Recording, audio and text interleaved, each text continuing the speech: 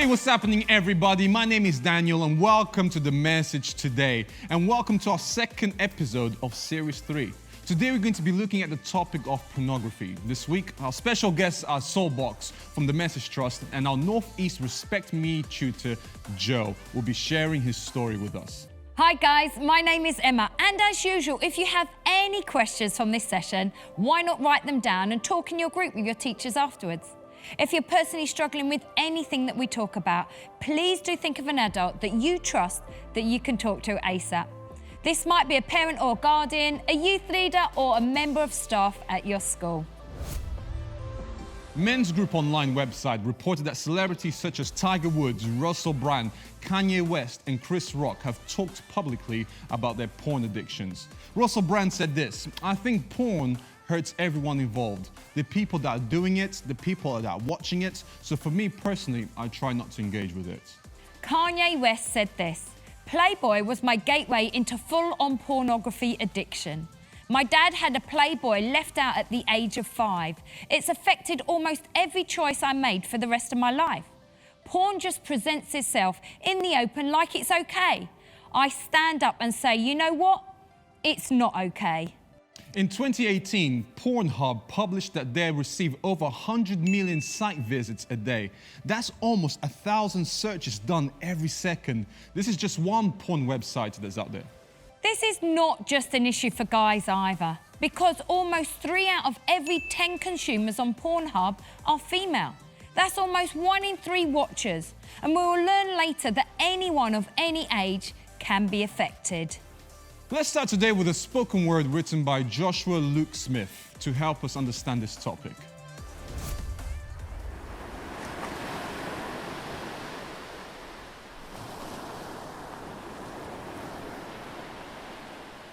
I remember when I first met you. I'm not even gonna lie to you. The moment I laid eyes on you, I was hypnotized by you. As I looked down at your thighs, all I could think about was the things that I might do if I could be alone with you, at home on my own with you. And so I started to get bold with you, acting like I was older too, every time we got together and such. And yeah, you told me you were tender, but I knew you had a venomous touch. 'Cause I felt way out of my depth, yet it was never enough. And so I just kept coming back for that adrenaline rush. And we got together daily. You taught me to see the world differently. You took my childish naivety, held my eyes over the fire till you burned away my desire for mystery. And yeah, I knew that you were dangerous. 'Cause when I told people I was seeing you, they told me to keep my distance. I just thought they couldn't see what I could see in you, 'cause you were always there when I needed you. Told me the other girls weren't good enough and I could only get what I need from you, and that I'd never find a relationship worth its cost or complication. So I should make self-gratification my pursuit and destination. But as days turned into weeks and weeks into months, I started to get frustrated. Despite your talk and your temptation, your body without blemish and pixel-perfect presentation, I never once left your presence without the sense of being vacant, like a house that no one lives in. Every time I would submit to your seduction, I was sentenced to a prison with bricks made out of lust and an infiltrated vision where I could only ever see women as beings built for my seduction but unwilling in their submission.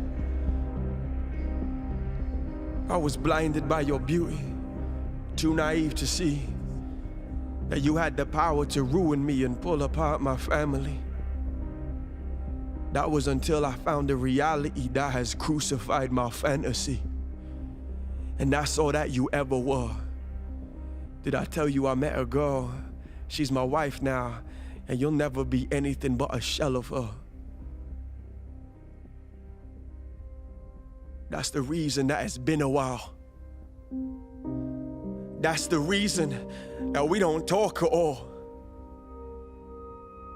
That's the reason I can't even look at you or pick up despite the times you call. 'Cause all you ever had to tempt me with was the desire to take a fix that would distract me from a brokenness that could only ever heal with patience relationship, discipline, and a whole lot of devotedness. And yet I saw a friend recently. They said that they've been seeing you now. And I can't let you leave another person bent double, beaten and bleeding out. I know it's taken me some time, but I'm finally speaking out. 'Cause your strength is fashioned in the shadows, but you are not a secret now. Your name is Porn. Yeah, you take many forms, but you do nothing but wrong. For in the heart of every human is the authentic desire to connect and to belong. Now, I've discovered over the years that intimacy is our most natural song, and all you've ever been is muted screams behind computer screens that deny, delay, and defute the dreams of being loved by someone. I regret the days we spent together and how I let you corrupt my mind with your image. But the story isn't over. I have a life, a future. It's beautiful, and you're not in it.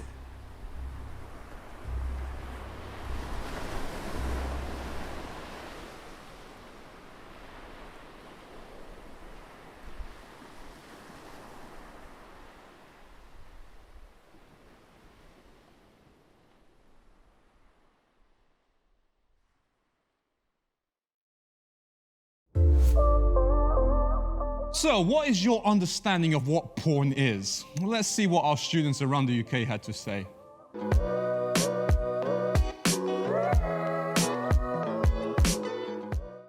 What is pornography? Well, what I see as pornography is when people perform sexual acts like on each other whilst being filmed. Sexual images or videos of people doing things like just not. Pornography is the photography of naked people. It's nudity, but for a sexual purpose. Sexual images, videos on the internet or just anywhere. Indecent images. Recording a sexual act and then producing it and then selling it or providing it to people.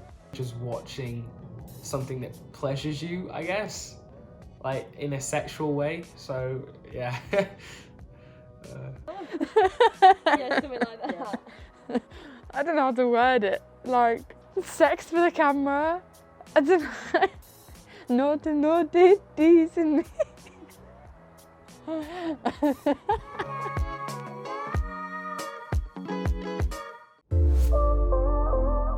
Thanks, guys.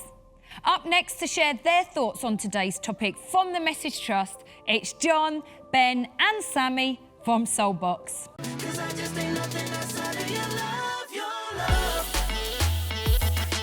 Yes, everybody, welcome to episode 2. We are Soulbox. I'm Ben, this is John, and this is Sammy. Normally, we'd be going all around the UK, doing festivals, doing gigs, and we do schools as well. But today, we're talking about something. Sammy, can you define the topic for us? The Urban Dictionary defines porn as an unrealistic expectation of the sexual world. Many people who watch porn expect the same experiences to happen to them when they get involved in sexual activities. And when their expectations aren't fulfilled, they either feel that they're doing something wrong or that their partner is pathetic at sex. Really toxic. Some of you may remember the Sex and Relationships episode where I told you about my experience with porn and how it affected the way that I started to view women. But I realised they aren't just objects behind the screen, but people's sisters, people's mothers, people's future wives and husbands, and some of them haven't even chosen to be there themselves. The Bible says this: love must be sincere, hate what is evil, cling to what is good, therefore honour one another above yourselves. Porn is a disgusting thing that ruins people's lives, and that's why I'm choosing not to go back. Yeah, that's amazing, John. Thanks for sharing that. And also, go follow us at Soulbox Band on YouTube and Instagram. God bless.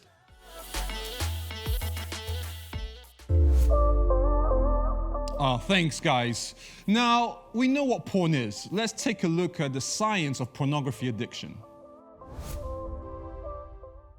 Sexual tastes vary from person to person, but with the current pornography epidemic, as some call it, one has to wonder how exactly this may affect our desires and perception of sexuality.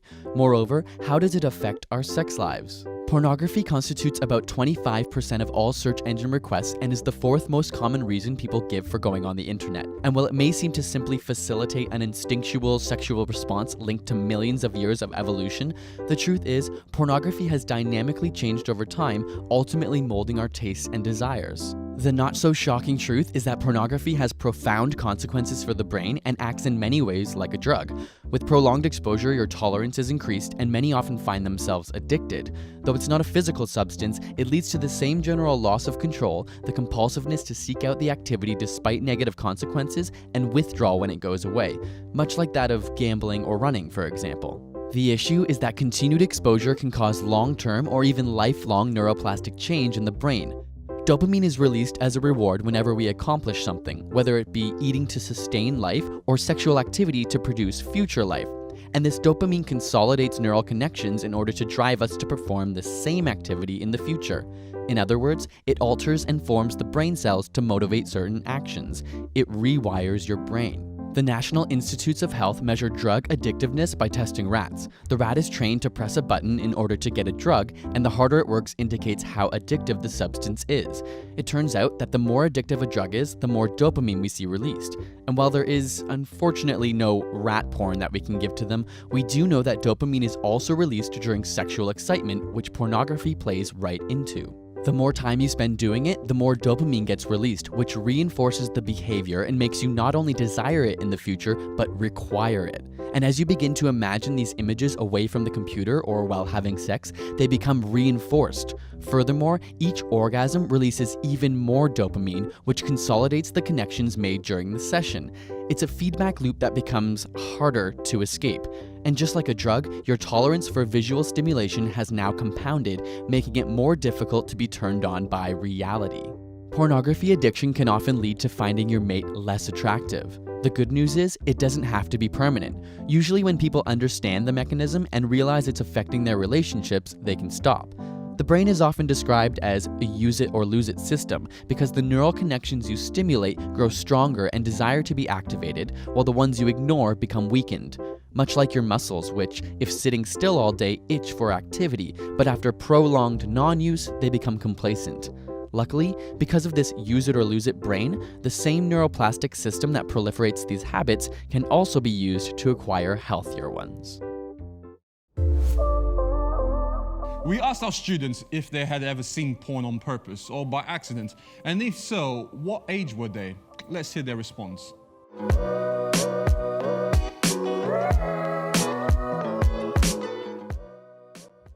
No, I haven't seen porn. However, I have seen, those adverts that pop up from porn websites. Yeah. I think it's a normal part of growing up to be exposed to that. I think pretty much everyone my age has watched some form of pornography. I have never seen porn. I swear down. Someone showed me a video, it was horrible. I think I must have been 10, 11. It was just a group of friends laughing at a video. Obviously we weren't mature enough to understand what it was. Never purposely watched it, but I was shown a clip that had gone viral by the boys, and I was probably about 14. In most male friendship groups, you've always got one guy who thinks he's proper funny, showing the weirdest type of things. So I saw porn probably at quite a young age, maybe the first year or two of high school. I was actually quite young. It wasn't on purpose to myself. I think I was shown it.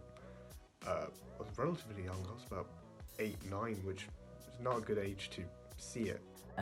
I was, the first time, I think, 14, I think. Yeah, 14. I was good. I avoided the whole 2 cups, 1 girl thing. I was like, nope, don't want to see it. But yeah, no, I've never seen it. I'm quite blessed in that sense, because I think it is quite, I think a lot of people do see it accidentally, with people sharing videos and stuff. But no, yeah, I'm pretty sure I've never seen it. Now I'm like, oh, should I see it? Actually, I don't want to see it. Oh, this is embarrassing. I was at a party and I don't know how old I was, I must have been like 15 or something. I don't want to tell you the title of it, but someone was like, oh Macy, have you seen this video? And I was like, what? No, because the title seemed really innocent. And they showed it to me and I was just like, what? Where did you find this? Please don't show this to anyone else. It was disgusting.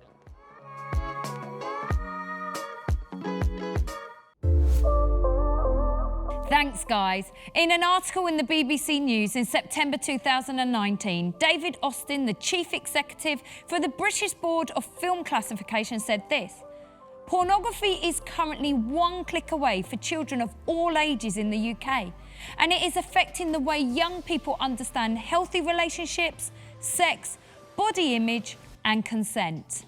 Research in the article also showed that just over 40% of those who knew about pornography agreed that watching it made people less respectful of the opposite sex. Girls spoke of their fear that aggressive ideas of sex would be seen as normal by young males and copied in real life. Let's hand over to Adam and Destiny for some more facts and stats.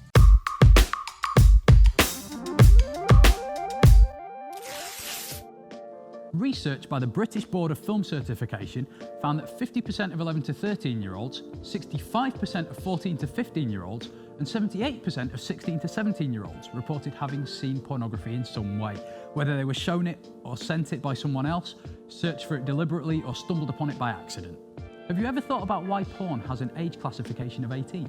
In 2010, the journal Violence Against Women reported physical aggression in 88.2% of leading pornography scenes and verbal aggression in 48.7%, with 94.4% of the aggression directed towards women and girls. A 2014 study by the Max Planck Institute found that men who frequently view pornography have decreased brain cells, specifically in the right caudate of the brain, the bit that helps with storing and processing memories, making their brains smaller on average than those of men who do not view porn. And porn users who are addicted to porn have damaged and shrunken frontal lobes, according to a 2013 study published in the National Institute of Health. Researchers said that this can impede problem-solving abilities. That's pretty scary, right? A 2016 study by Middlesex University London of 14 to 19-year-olds found that females who consumed pornographic videos were at a significantly greater likelihood of being victims of sexual harassment or sexual assault. That might only be correlation rather than causation, but it's still a worrying fact, isn't it?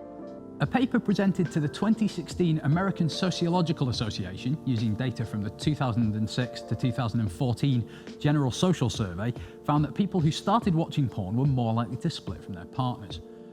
For men, the chance of divorce went from 5% to 10%. For women, that number jumped from 6% to 18%.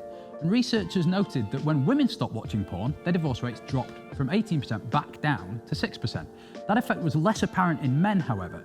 Most of the men surveyed, between 55 and 70%, watched porn to begin with, and very few stopped once they started. Though many people use porn to maybe relax or relieve stress, it can cause more mental health issues in both men and in women, according to a study published in 2013 by researchers in the University of New Orleans Psychology Department. And these may include anxiety, depression, insecurity, and body image issues, just to name a few. If you've been watching porn and have noticed you've been feeling some of these things, it's never too late to change your viewing habits.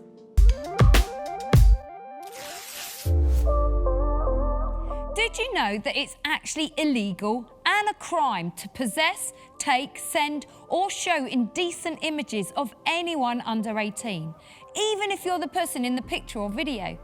This comes under the Protection of Children Act 1978 and the Criminal Justice Act 1988.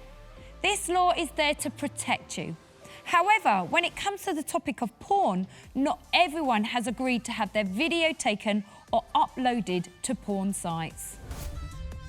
On the 10th of December 2020, the New York Times reported that nearly 7 million videos are posted on Pornhub each year. And although the vast majority of them probably depict consensual acts, many of them are not. Mr. Christoph reported that videos of teenage girls who had been victims of assault and trafficking had been found on the website. He went on to say, in each case, offenders were arrested for the assaults, but Pornhub escaped responsibility for sharing the videos and profiting from them. MasterCard and Visa said they had banned the use of their cards on the adult website Pornhub after the New York Times columnist Nicholas Kristof reported that the platform included videos of child abuse and rape. A New York Times report had accused the site of being infested with child abuse and rape-related videos. In December 2020, adult video site Pornhub removed the majority of the videos by suspending all unverified uploads amid of a row over illegal content. Pornhub says its new measures are now more strict than any social media platform.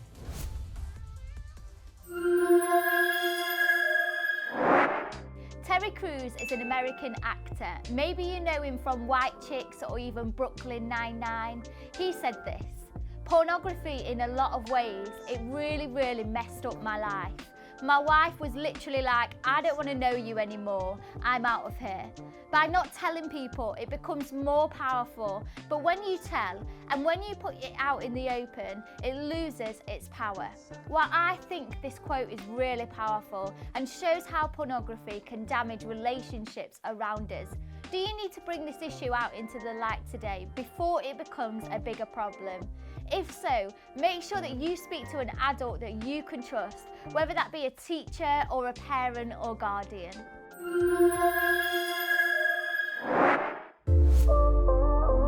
Thanks, Lauren. I agree, do talk to someone ASAP. But for now, let's watch this video created by Naked Truth Project called 3 Steps to Quit Porn.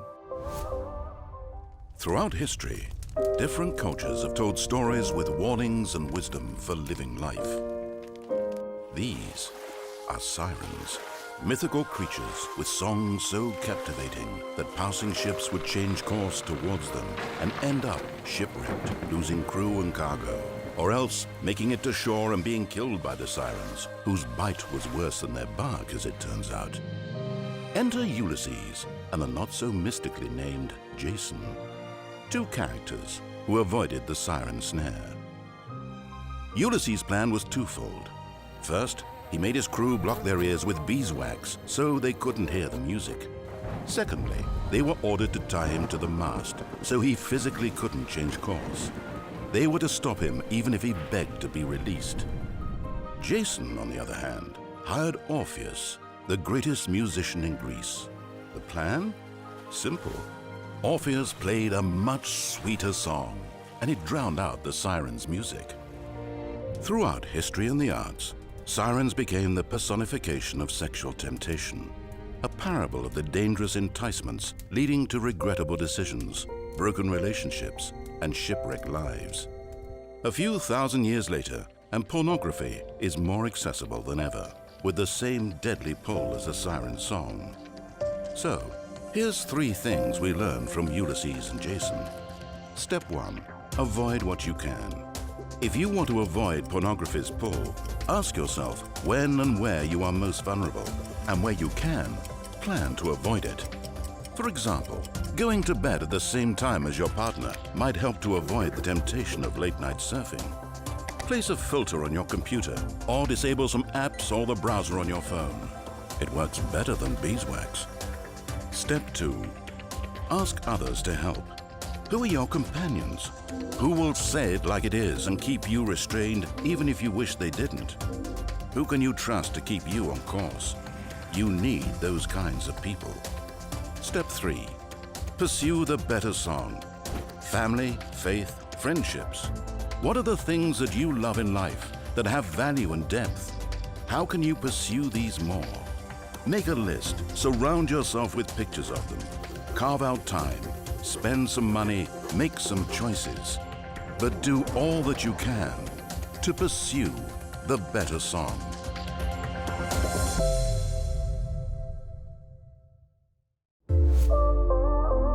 Up next is My Story, the part in the program where we hear someone's personal experience.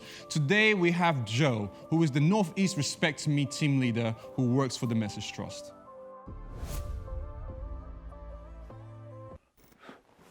Well, let's have a chat.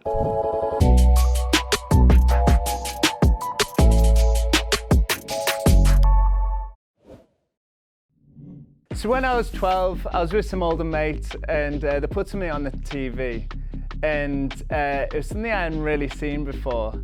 And actually, it was the first time I got exposed to porn. And for me, I was like, ooh, this looks good. I was excited by it. I was like, this is mint. So I was like, oh, intrigued. But from there, I didn't really have any framework. So at the same time, I was kind of looking at on the internet, searching stuff like boobs, sex, and all these things coming up. But no one had spoken to me about like kind of the effects of pornography. All I was seeing was kind of like actually the initial glamour of it, the pull, obviously the arousal and the pleasure hit I was getting from it. And even though actually after every time that I'd watched pornography, afterwards I felt quite empty. I didn't feel particularly full of life. I didn't feel that great. I felt just a bit blah. After that, it didn't really get me thinking of, oh, maybe I should quit this, because actually I kept going back to it time and time again. And as I look back, the reason I did kind of go back to it time and time again, because actually realizing some of the times when I watched pornography was oftentimes when I was low, when I was procrastinating and putting things off, and I thought, do you know what, I can get that instant pleasure hit, that friend that is porn. The trouble was I put something off and then feel a bit more stressed after because that thing's still there. And I was really kind of using it as a self-medicator in reality. But the reality with pornography is it was giving these big marketing headlines. You're gonna have an amazing time. Come in and join the fun.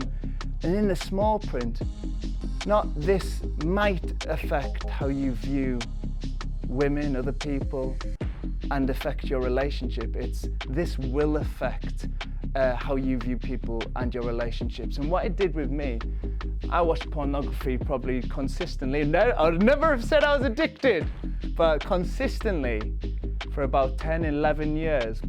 And what that did was I viewed women in a different way. I viewed them kind of objectifying them, kind of thinking of them in a lustful way, kind of thinking about sexual things that I might want to do, or having sex with them in my mind. And actually, go fast forward a few years as I enter kind of 16, 17 years of age, I start to have casual sex. I start to have sex. But a lot of these relationships I was in, they were often very short term. And I don't believe kind of the amount of exposure I had with porn was helpful, because actually I wasn't thinking first and foremost, love and commitment, oh yes. I'm thinking, oh, well, I want to get with them. I want to get sexual with them. I want to have sex with them. And don't get me wrong, there were some lovely, lovely girls. But actually that drive and that focus actually didn't help relationally. Actually, it was always short term and kind of looking for that new thing, which porn is, because I was just constantly getting new things with that. The good news though is that actually things did change in my life. And I'll tell you why things changed in my life when it came to pornography. And it was God. God changed my story.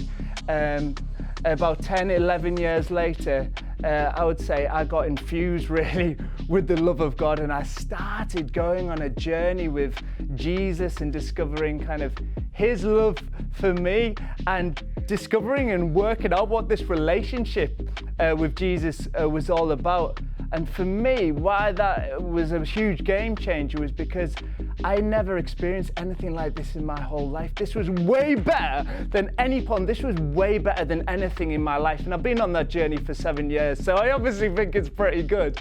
And what that was doing, it was reshifting kind of my purpose and my focus. Not, oh, this is what I want to get in this moment, but actually it was a pursuit now of kind of, I want to live kind of like how, in love, how Jesus kind of loves me. I want to live like that in terms of with people. And obviously that then affected kind of how I viewed people. I don't want to be thinking of people lustfully, but I want to think of women first of all as the person, awesome person that they are. Unique, amazing, special, valuable.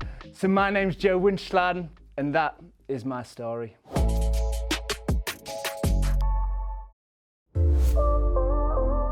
As we said in the beginning, if you have any questions from this session, why not talk about it in your groups afterwards? Also, if your teacher or leader would like to extend this session, you can now access the questions that accompany this episode by following the link in the description on YouTube.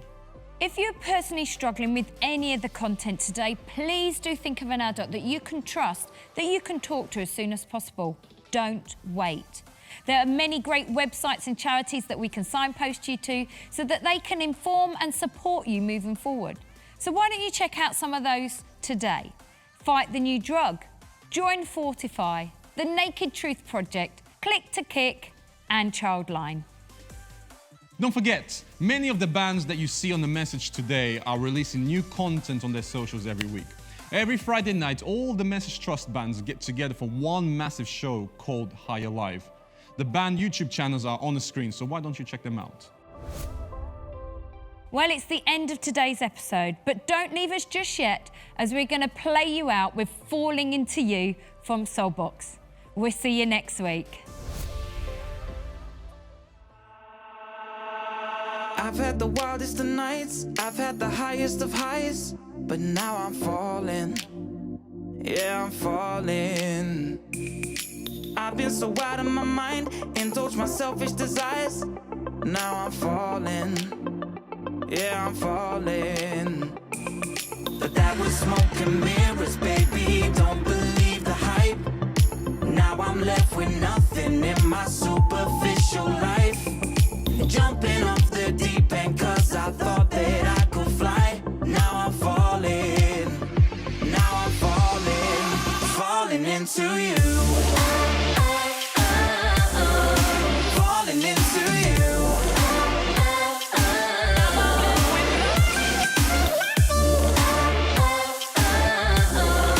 Falling into you. Listen, I dove into an ocean of hopeless devotion to sinking in moments that triggered emotion. Frozen, I was closed in a life supposed to be fine, but I'm bitter and hopeless, broken. Look at the smoke in the mirrors, trying to be bold, trying to be fearless. Look at the life that I post just to pose an appearance, when really I'm feeling low. But the past is the past, it's time to let it go. But that was smoke and mirrors, built my life upon the sand. Reaching out for gold and then it crumbled in my hands. I don't wanna waste another moment of my time, cause now I'm falling. Now I'm falling, falling into you. Falling into you.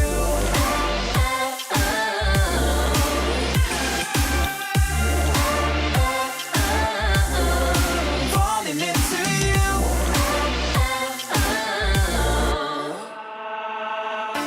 If you're there, Lord, come and save me.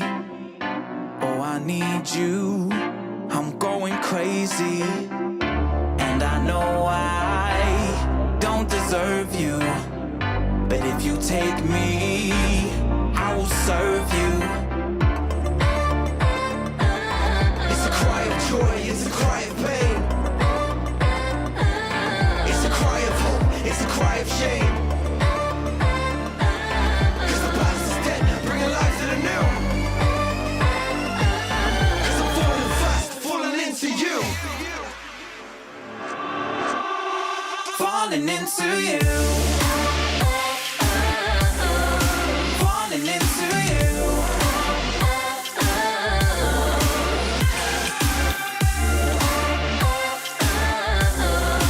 Falling into you.